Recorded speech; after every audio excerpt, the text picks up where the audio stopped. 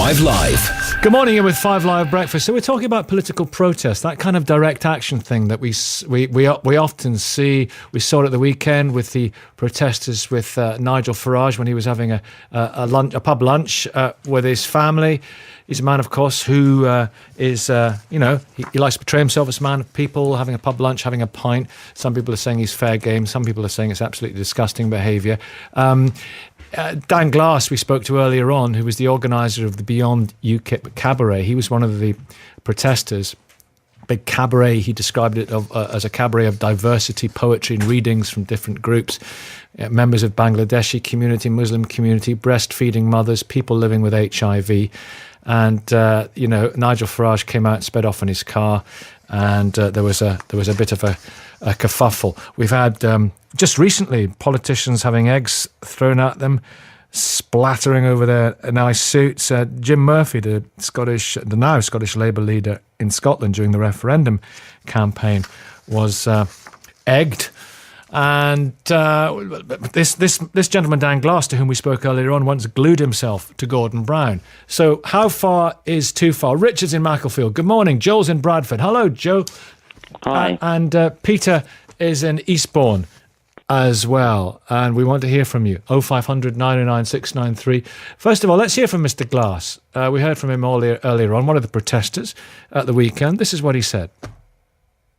The point of the day was to get lots of different communities who are affected by the prejudice and abuse from UKIP and such politicians to get together to support each other, understand each other's issues and celebrate our diversity, which is something to be proud of, and to live today a world which we want to live in, which is beyond UKIP's ideologies. Well, yes, but they have a very significant support.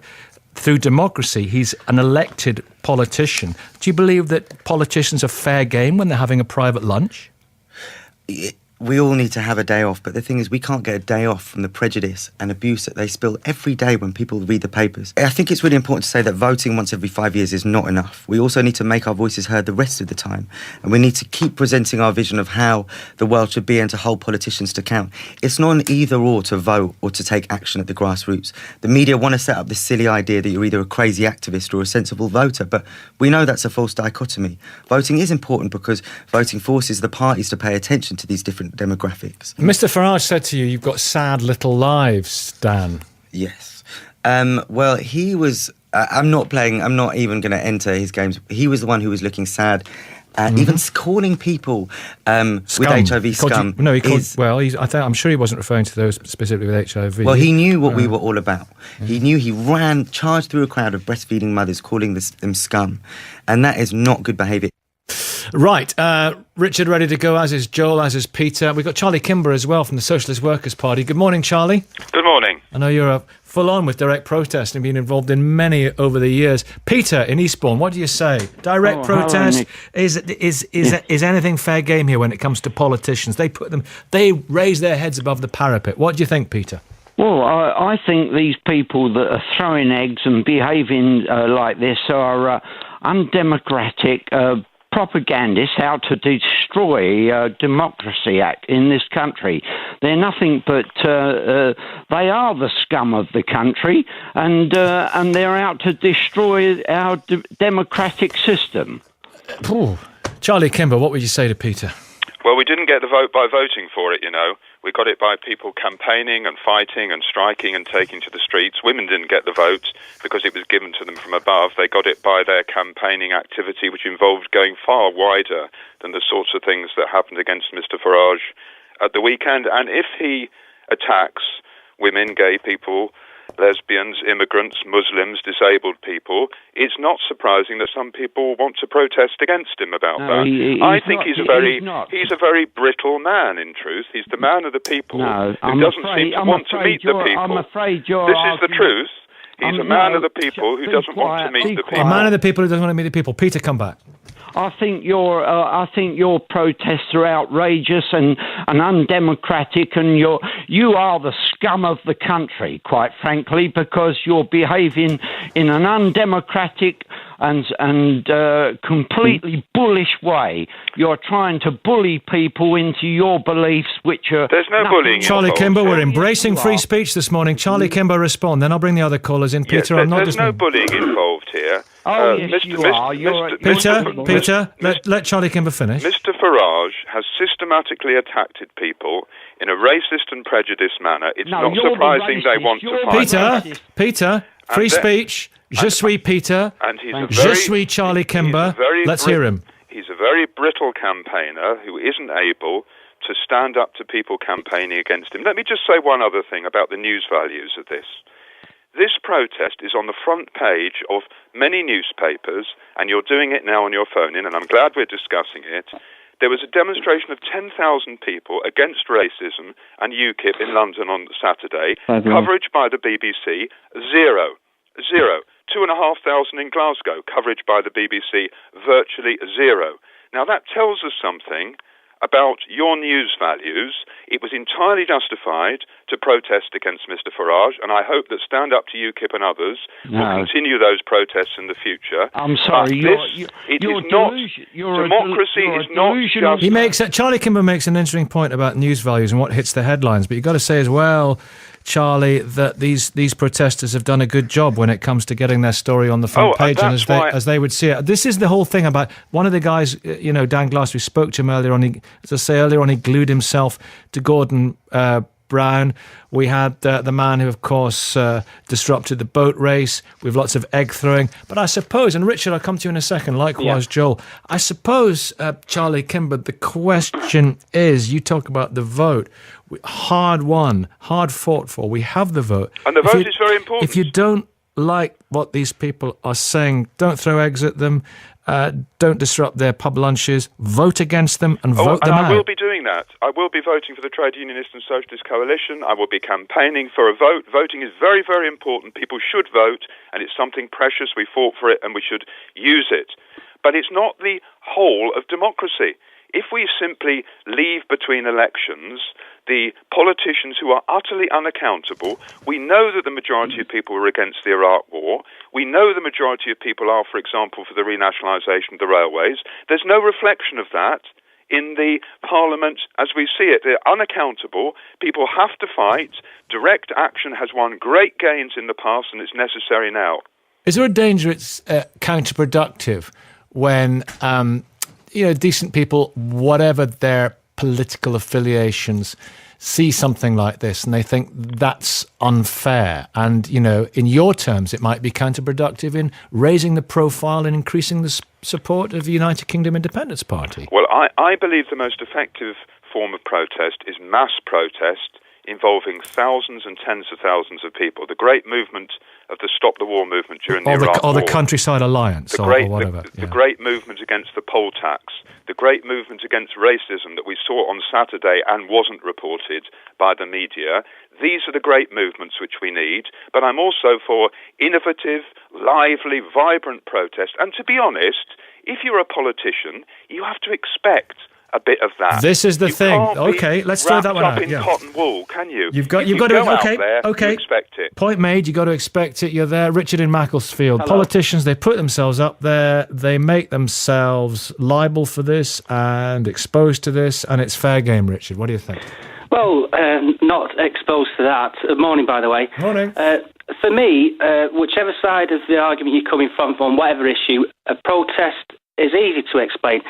Protest is if you have an opinion on a certain topic, issue, you believe in it, you want to campaign for it, you want to educate other people as to what your point of view is and why, they should agree with you. But when you're so sure of your point of view on whatever issue, when you're so sure of your point of view that you must stop other people expressing their opinion because they're so wrong, that's harassment and that's dangerous, and that does frighten me that we have people that are so sure of what they believe in. They're so sure that they must stop other people expressing their point of view. Then that's harassment. But nobody's stopping Mr. Farage putting forward his opinion.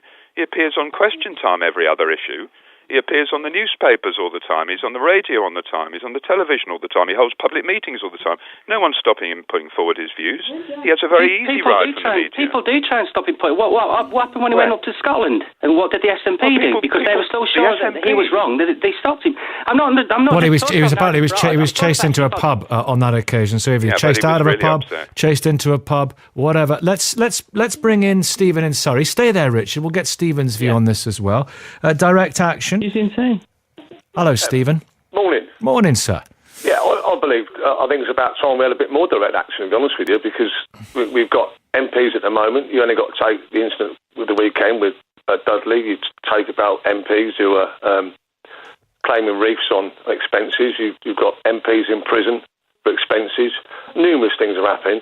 And they seem to think when they get elected, it's a 5-year bulletproof vest where they can do what they want, how they want, and when they want. They're not. They're elected members of Parliament who work for the people.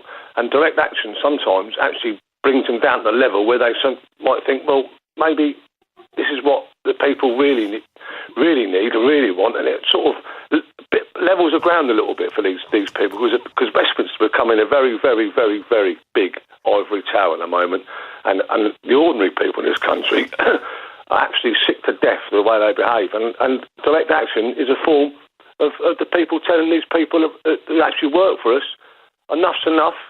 Come on, let's get back and get in the Parliament and do what you actually do and what you pay for. All right, Joel, are you with Stephen on that? Joel in Bedford. Hi, Joel. Hi. My concern is whatever the position one has for or against UKIP, for or against Nigel Farage, or any party, because there are direct protests against. That's fine. As long as people have a political view, even if it is repugnant to me, at least they have a political view and they are going to try to organize for it. I don't have a problem with that. The particular issue with Nigel Farage is the symbolism that he uses. For Nigel Farage, he presents himself as an ordinary bloke who frequents the pub and has a pint. Every picture virtually of Nigel Farage, maybe the odd one. So you think it's a photo opportunity, and if it's a photo opportunity, it's a politician being cynical and engineering that photo opportunity. Thus, it's okay to exert political pressure because he's a politician 24/7. I'm not that definite about it, because my concern is his family was there, Nikki. His children were there, and they must have been terrified. The difficulty is, where do I place responsibility? Responsibility I place squarely with Nigel Farage, because, as you say, it is likely that he was cynical. Okay, let's put that to Charlie Kimber. He's entitled to a family life, Charlie Kimber. Let me ask you, something else just occurred to me. When you guys, Socialist Workers' Party, and others, when you protest, for example, against the British National Party, against the BNP or far-right groups, there's a far-left group, there's a far-right group, you'll throw eggs at them, but you won't debate with them. I don't get that. The British National Party are a fascist organisation who are of a different character to that of UKIP. I'm not saying that, but you'll throw eggs at them, but you'll throw... People in your groups will throw eggs at them, but you won't debate with them. Because I don't believe that fascist organisations ought to be normalised. The idea that there are... Don't you beat people with arguments with words? They're not a normal political party like others. Wherever they seek to organise, it leads to racist violence and, in some occasions, to people being killed. They're not a normal organisation, and we try to stop them. They're a political party, and they've had members of the European Parliament. What situations have people been... Yes, but the reality is that the policy that's been used against them, of stopping them marching, of stopping them having the normal publicity that political parties get, has been successful in Britain in a way that, if you look in France, for example, the Front National of Marine Le Pen has continued to grow. But they've got do you respect democracy, though? I don't want to see the fascists who are out to smash democracy and to take away all the democratic rights that people have get a stronger foothold in Britain. Okay. And therefore, I think that's justified. UKIP is not a fascist organisation, and therefore I wouldn't say that they have to be prevented from meeting or should be treated in the same way as the British National Party. Do people have a right to a family life? Indeed they do. But let's remember that it was Nigel Farage who said that the children of immigrants should not be allowed to go immediately to state schools, that demonises the Muslim religion of children in Britain, who puts forward policies on the National Health Service. Okay, we understand. We understand. Don't have this hypocrisy about the poor children. And anyway, the protesters said they didn't target. Let's talk about the direct action. Thank you very much for those thoughts. Of course, just to balance it up, the people would be a lot of people would saying, well, this is an example of the far left criticising the far right, and some people would say that they are just as bad in many ways. Some people wouldn't. 0500 909 693. Are politicians fair game? Do call us now. It's 9:22. This is 5 Live Breakfast.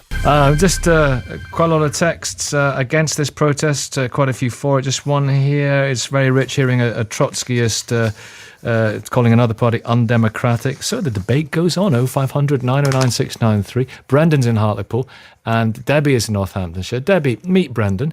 Brendan, morning. Good morning. Debbie. Hello, Debbie. Good morning. You go first, Debbie. Well, we went on a corporate hospitality do down to London. I went to a pantomime. I got our children with us. Yeah. And then we went to a restaurant. And Tony Blair was there with his wife, mother-in-law, daughter. I think the daughter's friend was there as well. And the little boy, is his name Leo? The little one?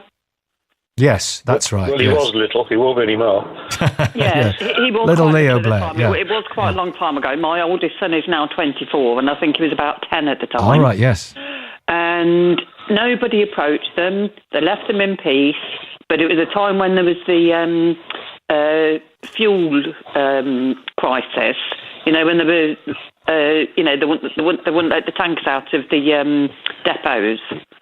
So everyone was like being restricted on how much fuel they could put in their car. And my oldest son was very aware of this because sometimes I had to say to him, no, I can't take you somewhere because I need to keep the fuel.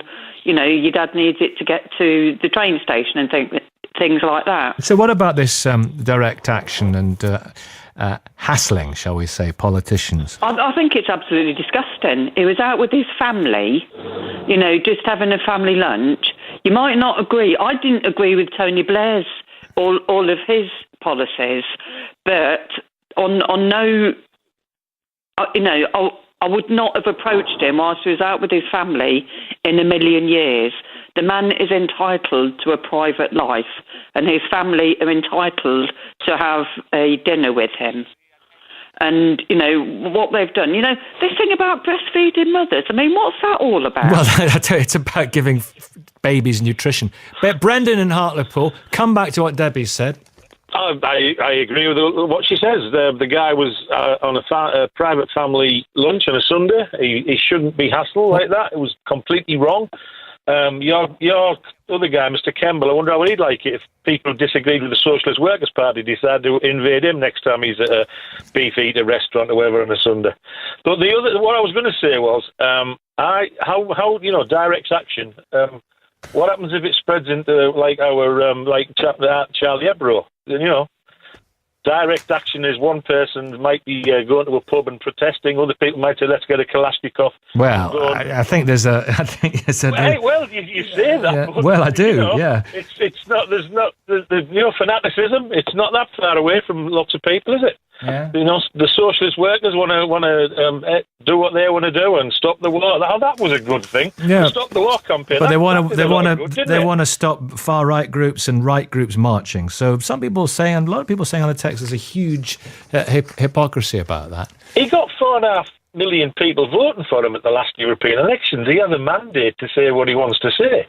You can't disagree with... Well, you can disagree with him. That's the whole idea of democracy. Yeah. But you can't say that he's got no support. There's quite a large proportion of the electorate want to hear what he says. And these people that go out and invaded him on yesterday... I mean, I don't know what happened. I don't suppose they're going to carry on hearing what he says, though, aren't they? Because he's going to be they shouldn't go and chasing him to a pub and scare his kids. scare the kids to go and hide. He's going to get. If you don't agree with his policies, don't vote for him. Well, this is what people say. But don't go and terrorise his family when he's out just having a lunch. Couldn't it's agree as more. simple as that. Yeah. I wonder what did happen. That's what democracy is all about. Like I say, I didn't agree with Tony Blair's policies, but when I met him in the pub, everyone stayed away from him. My sons went and spoke to him, and he was most charming and most kind to them. Interesting. So it did sort of, make me a little bit more sympathetic to his views. Yeah, listen, Brendan and Debbie, let's find out. Start egging him or anything. No, you didn't throw an egg at him. That's good. You're in a restaurant, you want to eat the eggs. You don't want to throw them. James Lumley was having lunch in the pub with his 5-year-old daughter when the whole Farage fandango unfolded. Hello, James. Hello, Nicky. Oh, how are you this morning? You were in the eye of the storm, or the storm of the egg, or whatever, or what happened? Something like that. Yeah. What happened?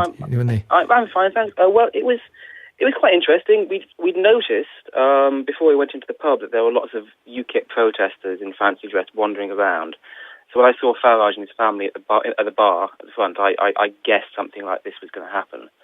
But basically, he was there at the front, clearly with his family. People swarmed in from either side, from the two doors, playing Sister Sledge, We Are Family, very loudly on a sound system, and started screaming at him. The landlady asked them to leave, quite politely, and they just turned up the volume. And people shouting, "I want to breastfeed my baby." I couldn't see anything then because there was such a crowd. Mm-hmm. I assume he was trying to leave because somebody said, "Don't touch me." And then as soon as he'd gone, everybody swarmed off after him. But the thing I think that nobody's mentioned is the poor landlady of the pub. Yes. Because, protest is one thing, and you've had some very valid arguments over the last half hour, but somebody was running business. Sunday lunch is a very important time of the week, and she had people coming in disrupting her business. Yes. She asked them to leave, they didn't. Was it clearly a private family lunch? There was no photo opportunity going on? It was clearly a private family lunch. It was absolutely clearly a private family lunch. I stood at the bar. It was quite a narrow area that he was in. He was with people who he clearly knew. He was very relaxed. He was petting somebody's dog. There were kids around. It wasn't a photo opportunity. He was wearing a suit and tie. He was wearing his Nigel Farage costume. But I presume that his Nigel Farage costume. What's that? Well, that funny pinstripe and stuff like that, which sort of marks him out. He wasn't in a jumper and slacks. He wasn't. No, he wasn't in a jumper and slacks. No.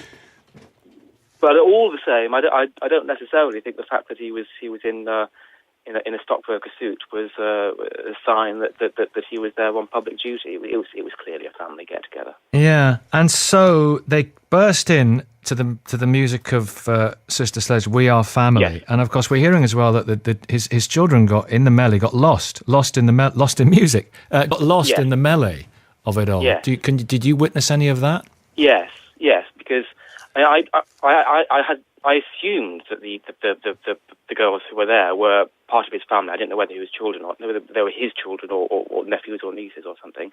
But a few minutes after the whole thing kicked off and then ended, they came back into the pub, and they had been separated, and a friend of theirs, an adult, looked after them. So yes, they definitely had been separated from their parents during they found them later on. Yeah, a relative found them very quickly, and then the police came around. But yeah, they were separated. And were the breastfeeding mums? Were they actually breastfeeding in the pub, or were they just? In close proximity to Mr. Farage. I really do hope what they're running with dogs, because those if they were babies, they're being treated quite roughly. Really? So okay, yeah. and everyone else in the pub, did everything kind of stop, and as people stared at what was going on? Do people carry on with their roast beef? Everyone carried on to some extent, and then after they left, people just carried on eating. It was quite an odd situation, because whilst the restaurant on the other side was packed, the bar where we were sitting was less full. So yeah, people just sort of. I assumed that everybody around there were locals who knew Farage, so were we're keeping quiet. Or was it a menu service or a help yourself carvery? I know it's not a necessary. It was menu service. Menu service. Absolutely. And what did you plump for? The roast beef or the chicken? What did you have? The roast beef, yeah.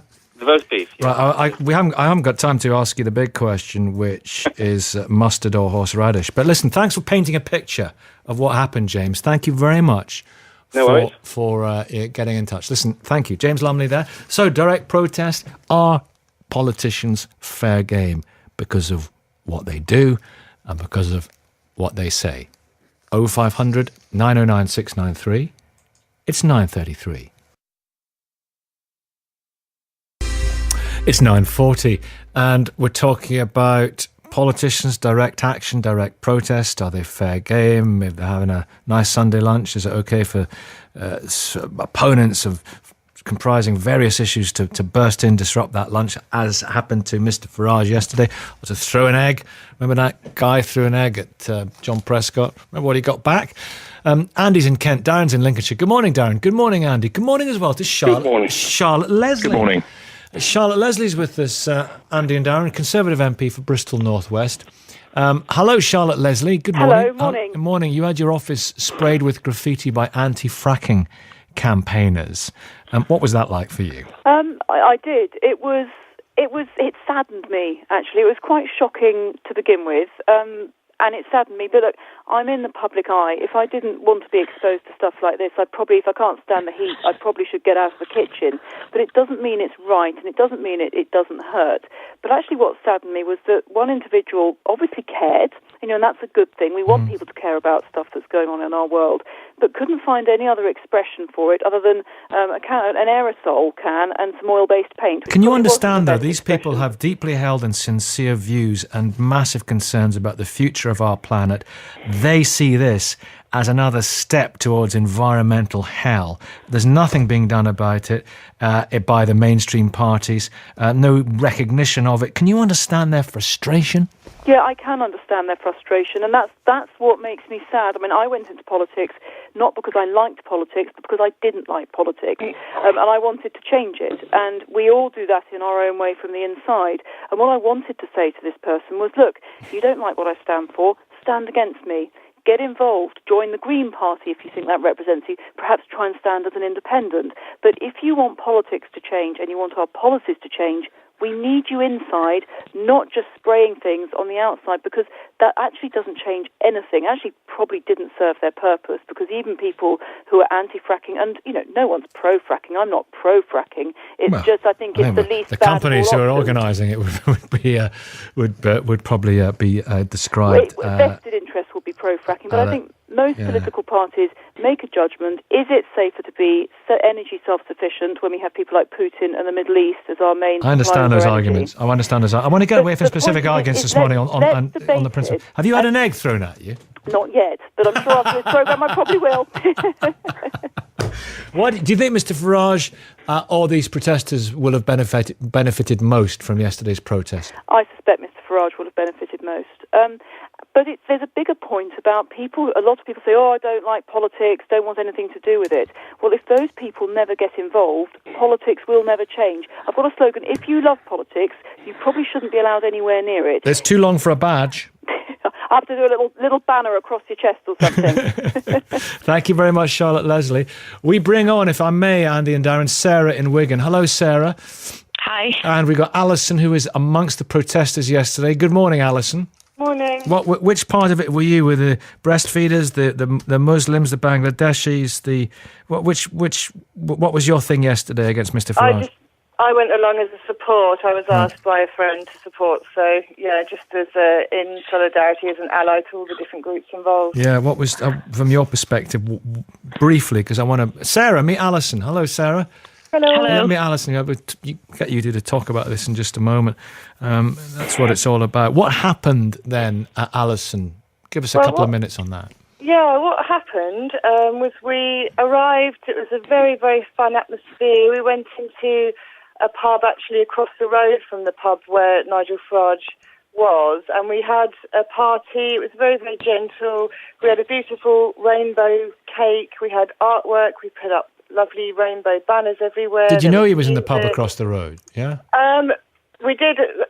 over the course of the protest know that he was in the pub across the road. Yeah, we didn't at the beginning. But the main point was that it was a very, very gentle thing. There weren't people arriving to be aggressive, to shout, any kind of thing like that. It was it was a party, and a very kind of sweet, family-friendly party at that. Yeah. And a party to demonstrate diversity. You know, we had a diversity cabaret, and that was the idea, to demonstrate that Britain is an inclusive place. That's how we want it to be. We want to care for each other. We want to show respect for all the different groups that make up our community, and we want our community to be a safe place. Are you worried? What about? Wasn't it a very safe place for Mr. Farage in the pub with his children, though? Was it? Well, actually, we were very, very gentle with him. He got up and he left the pub, and that's his choice. But nobody has been aggressive with him at all in any way. And I think actually it's a fairly cynical bit of spin to kind of try to make out that protesters were the aggressive ones. I mean, we are not under threat from protesters in this country. What we're under threat from is UKIP and the establishment parties, which would like the status quo to remain exactly as it is. Are you voting in the next election? Are you voting? Will you be voting? Yeah, I will vote. I'll vote with a sort of heavy heart and think, well, you might as well, But also, I think I would encourage people to vote if that's what they want to do. But the important thing is that we realise that we can't hand over our political autonomy to the mainstream parties who are in the service of the corporations and not actually serving the needs of the general public. So we need to take action in solidarity with our communities as well. Sarah, do you applaud Alison's passion? Yeah, I think it's right that you've got beliefs. But one thing that they didn't show yesterday, she said she wants people to have respect for each other. She certainly didn't respect Nigel Farage or anybody else in that pub when they went in. The lady stood in front of a car with a baby to prove that, everyone should breastfeed. And I breastfed 3 children, but I don't like them, the way that they go about it, putting a baby in front of a car. It's totally unsafe. I just think that the way the far left go about their demonstrations just shows the irony that they call everybody else fascists. Well, I mean, like I said, it was a very, very sweet and gentle day, and, people were singing and dancing and having fun, and, and I can understand why Mr. Farage might have been, felt the need to get up and leave the pub because his fascist views were being exposed by a large group of... We had Charlie Kimber from the Socialist Workers' Party on earlier on, who said clearly on this, the Socialist Workers' Party said clearly in this programme, UKIP are not a fascist party. Coming from the Socialist Workers' Party, you'd think that would maybe swing it. I think that, sorry, Sarah here, I think that, the mainstream media, don't help the cause. You've got the Socialist Workers' Party who say that UKIP are a fascist party, and they're not a fascist party. But yet they're demonised in most of the mainstream press. Every time any UKIP member or whatever puts a foot wrong, that's then, all of UKIP are like that. But when any other group puts one foot wrong, they're a lone wolf. She can't have it both ways. I think it's all very well to sort of sit here and, play with semantics around whether they're fascist, whether they're racist. You raise it. What about I think the point is that if you're a Muslim person in this country, if you're a person who's a member of an oppressed group whose lives are put at Let me ask you a question, Alison. You talk about... Let me ask you a question, Alison. Alison, let me ask you a question, because this has been raised by a lot of people this morning. There is not just a fascism of the right, there is a fascism of the left. There are some people, we know, there's a significant minority who are, for example, Islamists, who believe that in an ideal Sharia state, women should be stoned to death for adultery, gays should be executed, and there should be a death penalty for the abandonment of faith. Are they fascists? Well, I tell you what is the main cause of the difficulties that have happened in the Middle East at the moment, and that is the imperialist wars that have come from this country. Not asking that. So what I'm saying is that the community... Are people who hold those beliefs fascists? As opposed to the state imposing violence upon groups. What we're talking about is do we support the state imposing violence on minority groups? And if we do support the state imposing violence on minority groups, then you get these kind of extremist reactions. So what we need to do is work with our communities. What we need to do is build up our communities and not support racist groups. Hi. Wigan. Hi. and Bridget in Birmingham, who is also there, and I'll speak to Darren in Lincolnshire first of all. Let me bring Darren in on this. Hello, Darren. Do join us. Hi there. Hi there, Darren. Hi. My view is probably a little bit different here. First of all, I know that Nigel Farage is no lover of things like human rights. But fundamentally, it's on the statute books, it's law. And under the European conventions, he has a right to a private family life. Now, where do we get off as individuals behaving like children? I'm listening to this debate and I'm absolutely staggered at the way that the left and the right are portraying this. It's quite simple. We should be behaving as adults, and that means sitting down and having a conversation about this, not harassing anyone, be they Muslim or Nigel Farage, who's enjoying a private family time. It's as simple as that. Well said, Darren. Well said. Well, I mean, Sarah here in Wigan. There was a demonstration in London on Saturday that I know of. And I know, a few UAF members, which is funded by the government, by the way, and anybody who pays any money to Unite also funds it. So, be aware where your money's going, actually. But the UAF, I know somebody whose children were dragged to London from Wigan, texting the father at 5 a.m. We don't want to go, Dad, but if we tell Mum, she'll hit us. The guy actually recorded it. This is the far left. This is real nasty now. And like Darren says, grow up, have a proper debate about it, sit and talk sensibly. Don't be dragging children into aggressive demonstrations.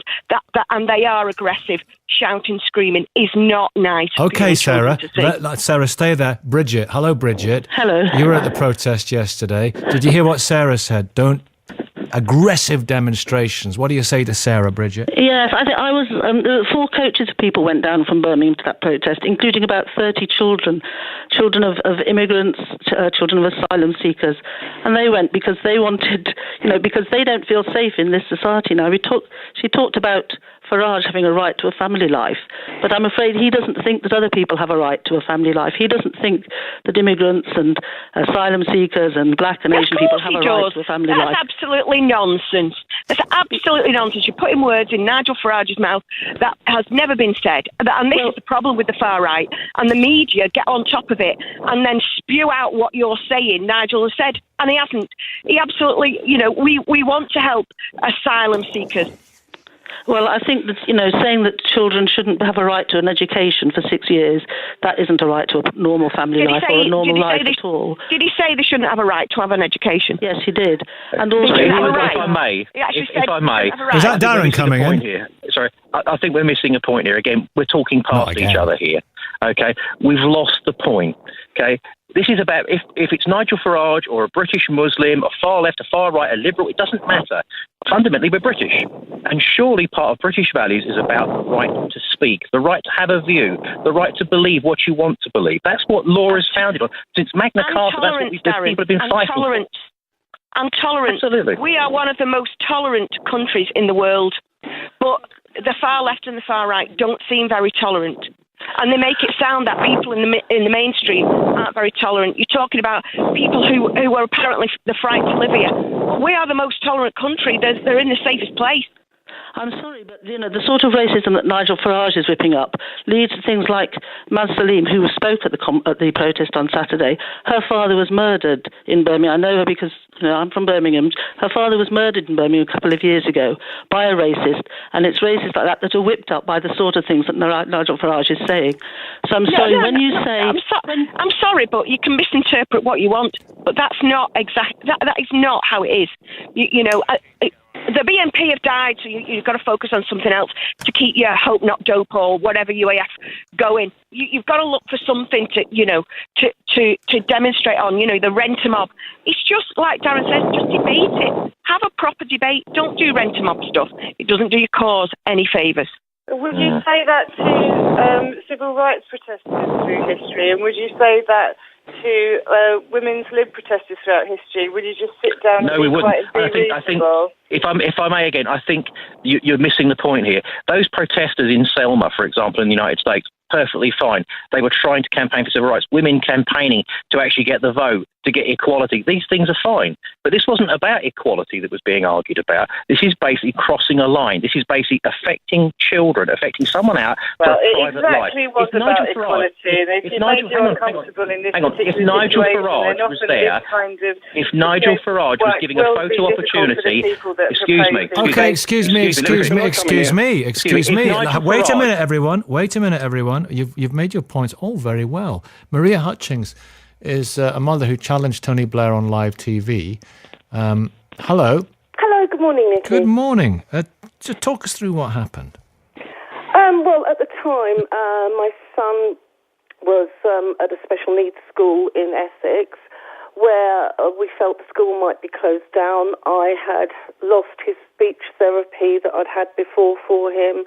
I'd been told by the social workers that my support of 1 hour every week was going to be cut to 1 hour every other week.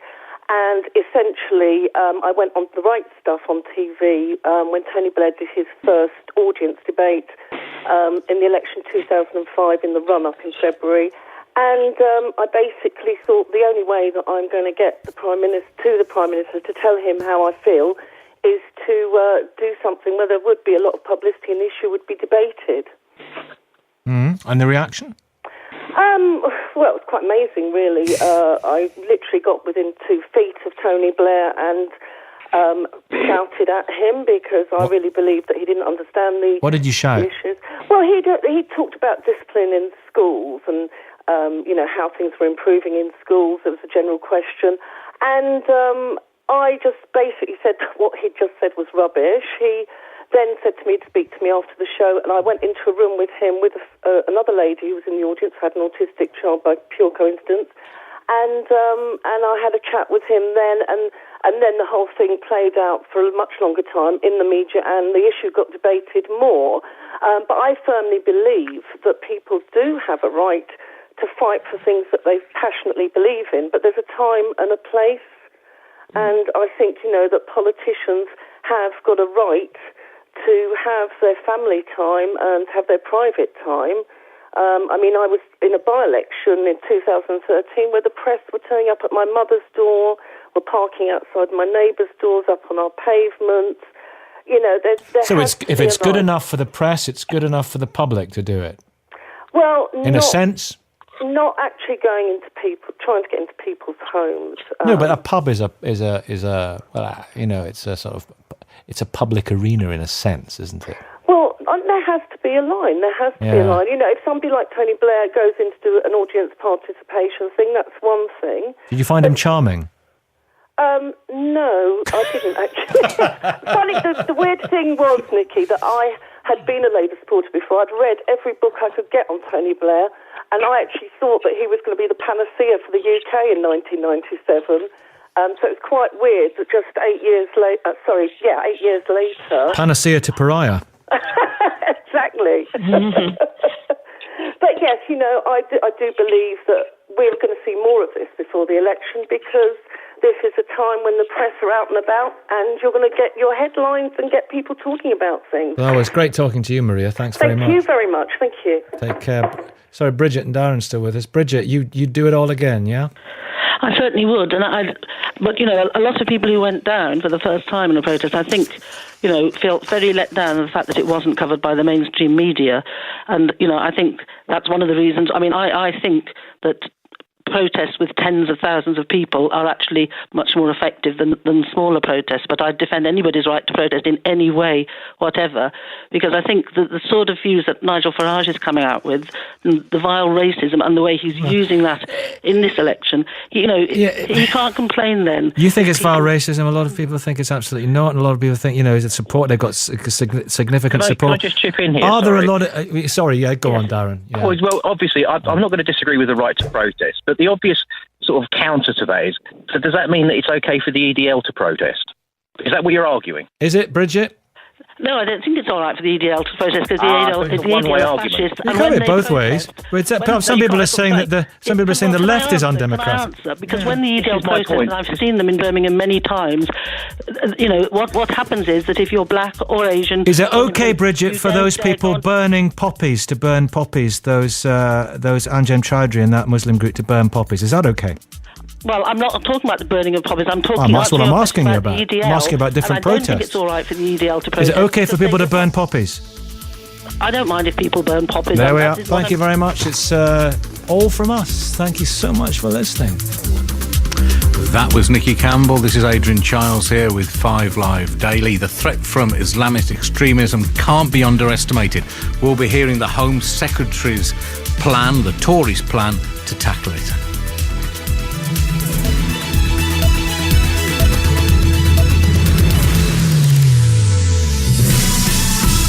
First for breaking news and the best live sport.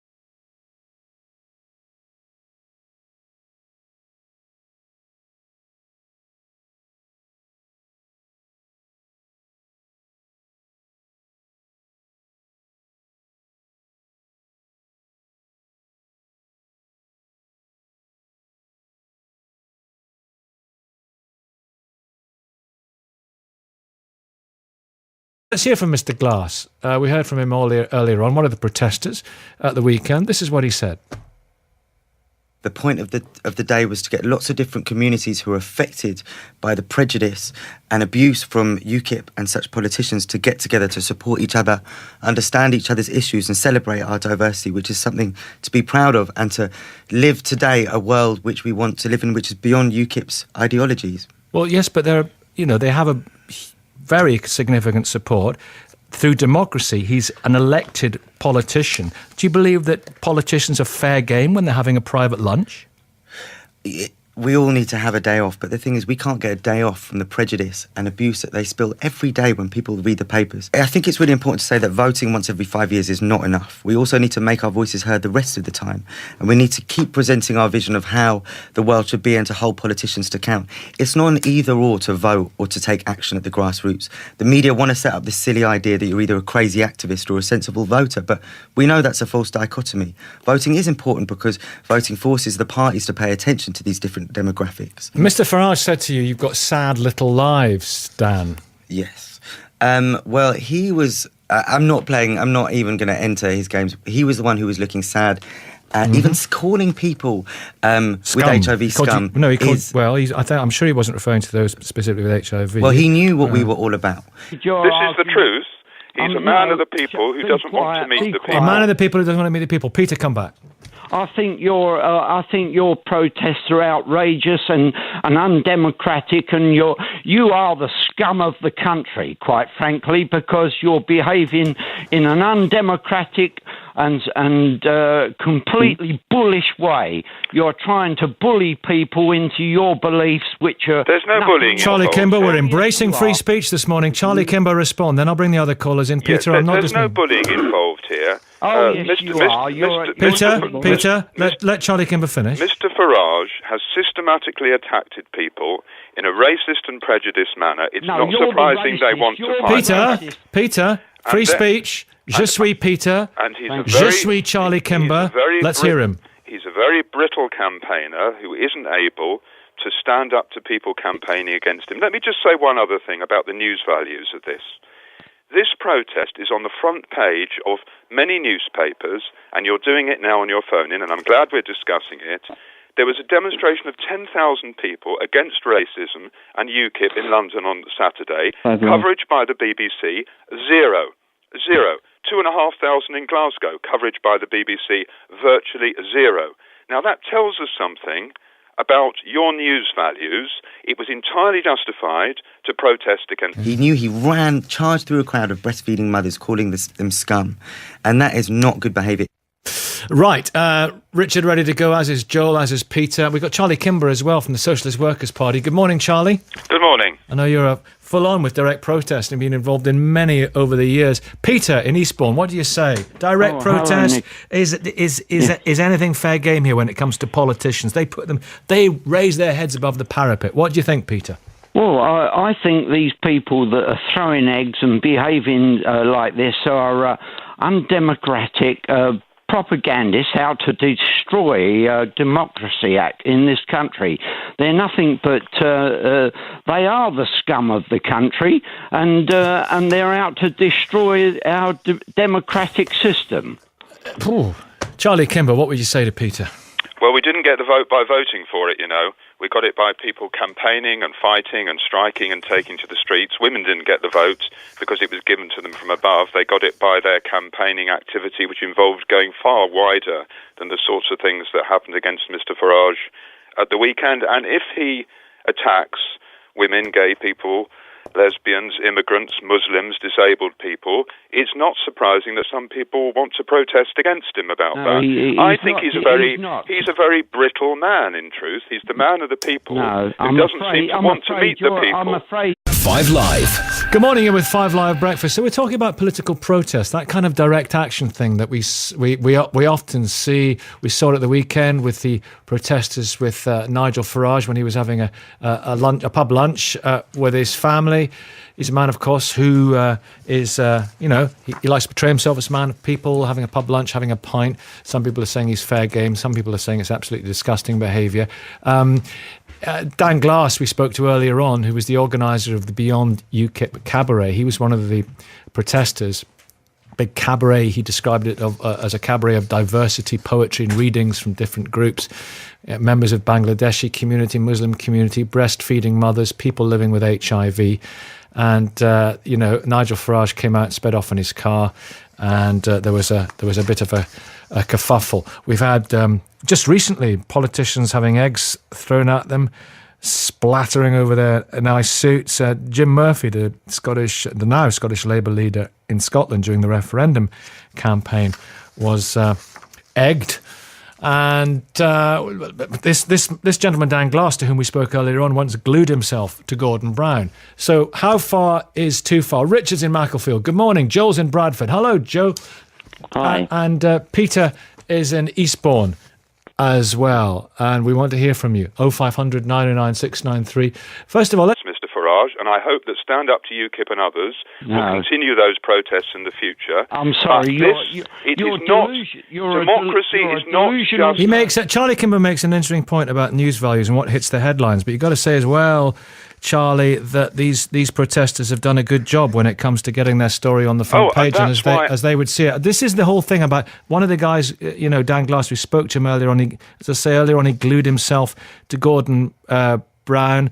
We had the man who, of course, disrupted the boat race. We have lots of egg throwing. But I suppose, and Richard, I'll come to you in a second, likewise, Joel, I suppose, Charlie Kimber, the question is, you talk about the vote. Hard won, hard fought for. We have the vote. And the vote is very important. If you don't like what these people are saying, don't throw eggs at them.